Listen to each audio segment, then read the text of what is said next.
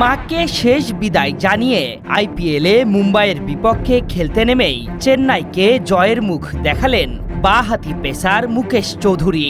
বাঁচিয়ে রাখলেন না ফেরার দেশে পাড়ি জমানো মায়ের স্বপ্নটাকে। মা আর নেই, কিন্তু মায়ের স্বপ্ন বেঁচে আছে ছেলের চোখে। জীবনের সবচেয়ে কঠিন সময়ে মায়ের মৃত্যু বুকে নিয়েও মাঠে নেমেছেন মুকেশ চৌধুরী।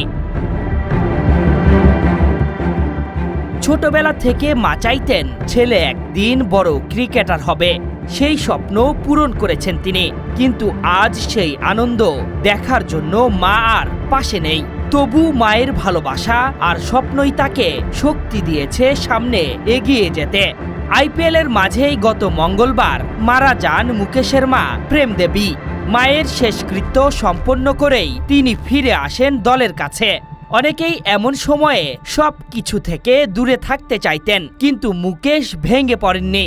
তিনি জানতেন তার দায়িত্ব আছে, তার দল আছে, আছে মায়ের স্বপ্ন। মুম্বাই ইন্ডিয়ান্সের বিপক্ষে মাঠে নামেন, বল হাতে করেন দারুণ পারফরম্যান্স। ওয়াংখেড়ের রান স্বর্গের উইকেটে ৩১ রান দিয়ে নেন একটি গুরুত্বপূর্ণ উইকেট। কিন্তু ডি ককের উইকেট পাওয়ার পরেও ছিল না কোনো উচ্ছ্বাস।